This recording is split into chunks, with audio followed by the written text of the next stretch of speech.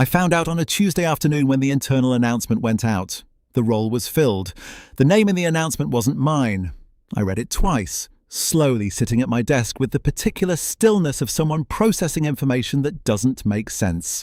The successful candidate was a colleague I'll call Priya. Priya was competent. She was also, I knew because office social lives are porous things, my manager's close friend outside work. They went on holiday together. Their children went to the same school. I had known this for 2 years and had told myself it was irrelevant because I believed professional decisions were made on professional grounds. I had been naive. My manager had told me explicitly on 4 separate occasions over 18 months that I was being developed for the senior analyst role.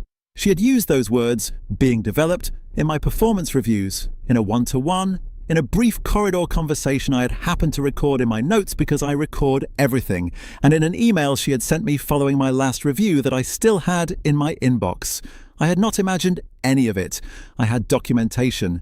I sat at my desk for the rest of that afternoon and did not speak to anyone. On the way home, I called a friend who works in employment law and told him what had happened.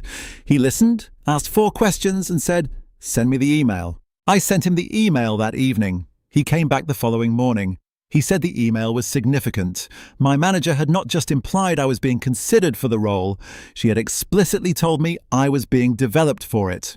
Combined with the consistent pattern of similar statements in documented reviews, there was a reasonable argument that I had been given a legitimate expectation of the promotion. Failing to fulfill that expectation without explanation, particularly where there was a potential conflict of interest in the selection process, raised questions worth pursuing. He wasn't saying I had a guaranteed case, but he said I had grounds to raise a formal grievance, and that if the grievance process revealed the conflict of interest had influenced the decision, the grounds would strengthen. I thought about it for a week. I decided to raise the grievance, not because I was certain of the outcome, but because doing nothing felt like accepting something that wasn't acceptable, and because the alternative, staying in a team managed by someone who had told me one thing for 18 months and done another, wasn't sustainable regardless of the outcome. I submitted the grievance in writing to HR. It was factual and specific. I attached the email, my performance review notes, and a timeline of the 4 occasions my manager had told me I was being developed for the role. I did not use the word favoritism. I asked for an explanation of the selection process and a clear account of the criteria applied. HR acknowledged receipt within 48 hours. The grievance investigation took 6 weeks. I was interviewed twice. My manager was interviewed. Priya, to her credit, was cooperative and clearly uncomfortable. She had not known about my manager's representations to me, and discovering them during the process visibly troubled her. The outcome was nuanced in the way these outcomes tend to be.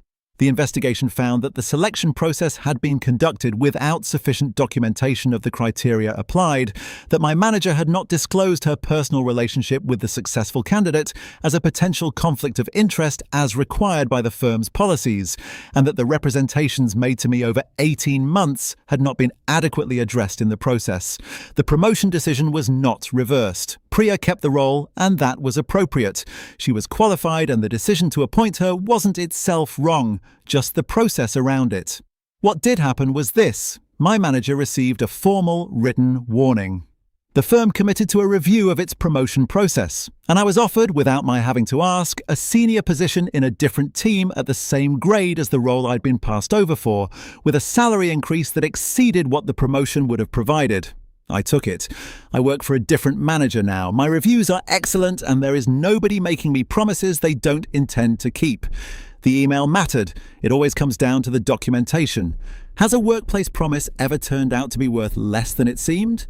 Drop it in the comments. And if you want more complete stories with no part 2s that never come, follow the page. New story every day.